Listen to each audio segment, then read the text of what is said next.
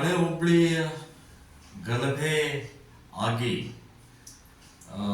ಹೆಚ್ಚು ಕಡಿಮೆ 2022ರಲ್ಲಿ ಆದಂಥದ್ದು ಈಗ 3 ವರ್ಷ ಆಯಿತು. ಈಗ ಅದನ್ನು ಕ್ಯಾಬಿನೆಟ್ನಲ್ಲಿ 2024 15 ಅಂದರೆ ಅಕ್ಟೋಬರ್ 15ನೇ ತಾರೀಕಲ್ಲಿ ಕ್ಯಾಬಿನೆಟ್ನಲ್ಲಿ ವಾಪಸ್ ತಗೊಳ್ಳುವಂಥ ಒಂದು ನಿರ್ಣಯವನ್ನು ತಗೊಂಡಿದ್ದಾರೆ. ಈಗ ನಾನು ಹೇಳೋದು, ಇಷ್ಟು ತರಾತುರಿಯಲ್ಲಿ ತಗೊಳ್ತಾ ಇರುವಂಥ ನೋಡಿದರೆ ಬಹಳ ದೊಡ್ಡ ಇವರೇನೋ ದೇಶಕ್ಕಾಗಿ, ಧರ್ಮಕ್ಕಾಗಿ ಅಥವಾ ಸಮಾಜಕ್ಕಾಗಿ ಹೋರಾಟ ಮಾಡಿದವರು ಹಾಗೆ ಸರ್ಕಾರ ವರ್ತನೆ ಮಾಡ್ತಾ ಇದೆ. ಸೊ ಈ ರೀತಿಯ ಕೇಸ್ಗಳ ತಗೊಳ್ಳಬಾರ್ದು ಅಂಥೇಳಿ ಇಲ್ಲಿ ಹುಬ್ಬಳ್ಳಿ ಧಾರವಾಡ ಮಹಾನಗರದ ಕಮಿಷನರ್ ಮತ್ತು ಪಬ್ಲಿಕ್ ಪ್ರಾಸಿಕ್ಯೂಟರ್ ಮತ್ತು DC 3 ಜನ ಈ ಕೇಸ್ಗಳನ್ನು ವಾಪಸ್ ತಗೊಳ್ಳಬಾರದು ಅಂತ ಹೇಳಿ ಮೇಲೆ ಸರ್ಕಾರಕ್ಕೆ ವರದಿಯನ್ನು ಕೊಟ್ಟಿದೆ. ಅಂದರೆ ಇದು ಗಂಭೀರವಾದಂಥ ಕೇಸ್ಗಳಿದ್ದಾವೆ, ಇದನ್ನು ವಾಪಸ್ ತಗೊಳ್ಬಾರ್ದು ಅಂತ ಹೇಳಿದ್ದಾರೆ.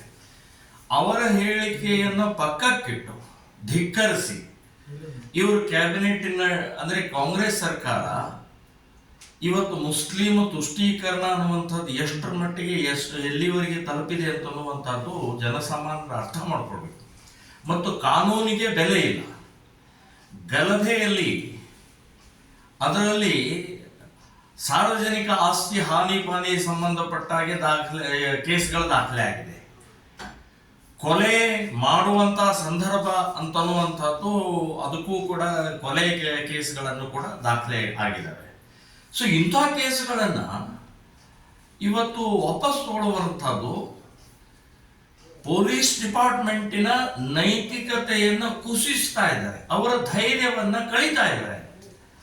ಇವ್ರು ಹೇಗಾದ್ರೂ ಕೇಸ್ ವಾಪಸ್ ತಗೊಳ್ತಾರೆ, ನಾವೇ ಲಾಠಿ ಚಾರ್ಜ್ ಮಾಡಬೇಕು, ನಾವೇ ಕೇಸ್ ಹಾಕಬೇಕು, ನಾವೇ FIR ಮಾಡಬೇಕು, ಚಾರ್ಜ್ ಶೀಟ್ ನಾವೇ ಮಾಡಬೇಕು ಅನ್ನುವಂಥ ಮನಸ್ಥಿತಿಗೆ ಇವತ್ತು ಕಾಂಗ್ರೆಸ್ ಸರ್ಕಾರ ಪೊಲೀಸ್ ಡಿಪಾರ್ಟ್ಮೆಂಟಿಗೆ ಒಂದು ಸಂದೇಶ ಕೊಡ್ತಾ ಇದೆ.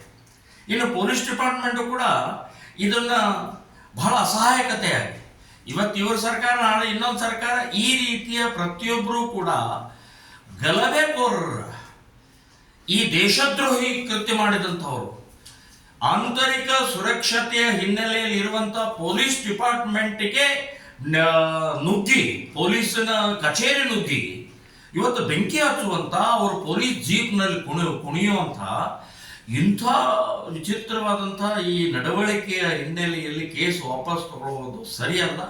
ಇದನ್ನು ನಾನು ಖಂಡಿಸ್ತಾ ಇದ್ದೀನಿ, ವಿರೋಧಿಸ್ತಾ ಇದ್ದೀನಿ. ಅಷ್ಟೇ ಅಲ್ಲ, ನೇಹಾ ಹಿರೇಮಠ ಕೊಲೆಯಾಗಿ ಈಗ 11 ತಿಂಗಳಾಯಿತು. ಅಂದರೆ ಹೆಚ್ಚು ಕಡಿಮೆ ನಾಳೆ ಏಪ್ರಿಲ್ ಇದಕ್ಕೆ ಒಂದು ವರ್ಷ ಆಗುತ್ತೆ.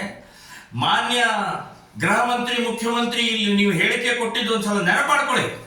ನೀವು ಕಾಂಗ್ರೆಸ್ನವ್ರು ಏನು ಹೇಳಿದ್ರೆ 3 ತಿಂಗಳ ನಾವು ಬಗೆಹರಿಸ್ತೀವಿ ಅಂತ ಹೇಳಿದಂಥದ್ದು ಇನ್ನು 1 ವರ್ಷ ಆಗ್ತಾ ಬಂತು, ಇನ್ನೂವರೆಗೆ ನೀವು ಅದರ ಸಂಬಂಧಪಟ್ಟ ಯಾವುದೇ ಪ್ರಕ್ರಿಯೆ ಮಾಡಿಲ್ಲ.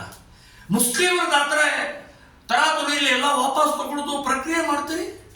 ಇನ್ನು ಇತ್ತೀಚೆಗೆ ನಡೆದಂಥ ಉದಯಗಿರಿ, ಮೈಸೂರಿನ ಉದಯಗಿರಿ ಗಲಭೆಯಲ್ಲಿ ಅಲ್ಲಿಯ ಪೊಲೀಸ್ ಡಿಪಾರ್ಟ್ಮೆಂಟ್ ಬಹಳ ವ್ಯವಸ್ಥಿತವಾಗಿ ಶಾಂತ ರೀತಿಯಿಂದ ಅದನ್ನು 2 ಗಂಟೆಯಲ್ಲಿ 10 ಬಸ್ನಲ್ಲಿ ತಗೊಂಡು ಅಲ್ಲಿ ಭಾಗವಹಿಸಿದಂಥ ಸುಮಾರು 4,500 ಜನರಲ್ಲಿ 1,000ಕ್ಕೂ ಹೆಚ್ಚು ಜನ ಗಲಭೆಯಲ್ಲಿ ಕಲ್ಲೆಸೆದಿದ್ದಾರೆ ಅಂತ ಹೇಳಿ CC ಕ್ಯಾಮೆರಾ ಮೂಲಕ ಕಂಡು ಹಿಡಿದು ವರದಿ ಸಲ್ಲಿಸಿದ್ದಾರೆ.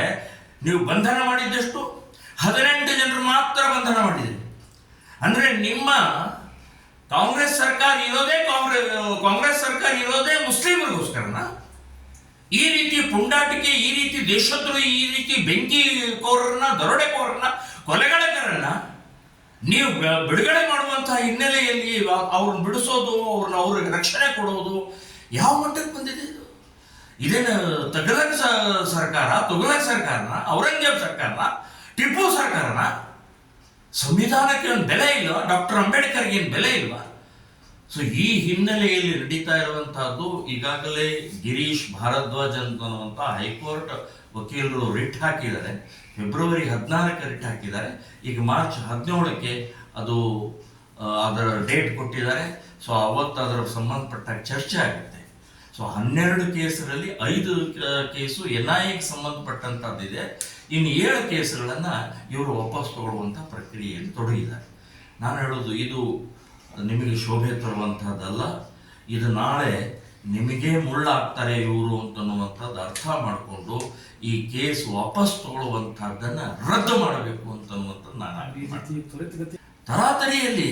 ಈಗ ಅವ್ರದ್ದು ರಂಜಾನ್ ಏನೋ ಉಪವಾಸದ ಹಬ್ಬ ಇದೆ. ಉಪವಾಸ ಹಬ್ಬದ ಹಿನ್ನೆಲೆಯಲ್ಲಿ ಕೊಲೆಗಡಕರನ್ನ, ದರೋಡೆಕೋರನ್ನ, ಕಲ್ಲಿ ಎಸೆಯುವಂಥ ಗೂಂಡಾಗಳನ್ನು, ಕಿಡಿಗೇಡಿಗಳನ್ನ, ಇವತ್ತು ಪೊಲೀಸ್ ಸ್ಟೇಷನ್ ಬೆಂಕಿ ಹಚ್ಚೋರನ್ನ, ಇವರನ್ನ ಬಚಾವ್ ಮಾಡುವಂತಹ ತಂತ್ರಗಾರಿಕೆ ಇದು ಸರ್ಕಾರಕ್ಕಾಗಲಿ ಇವತ್ತಿನ ಕಾನೂನಿನ ಒಂದು ರಕ್ಷಣೆ ಮಾಡುವಂಥ ಈ ಸಂದರ್ಭದಲ್ಲಿ ಸರಿಯಲ್ಲ ಅಂತನ್ನುವಂಥದ್ದು ನಾನು ಸ್ಪಷ್ಟವಾಗಿ ಹೇಳ್ತೇನೆ.